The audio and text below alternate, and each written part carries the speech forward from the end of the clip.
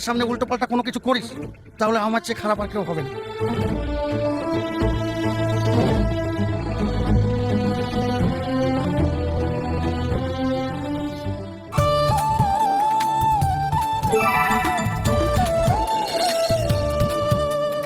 সামনে শুক্রবার একটা ভালো দিন আছে, ওই দিনটা ফাইনাল করে নাকি ভাই?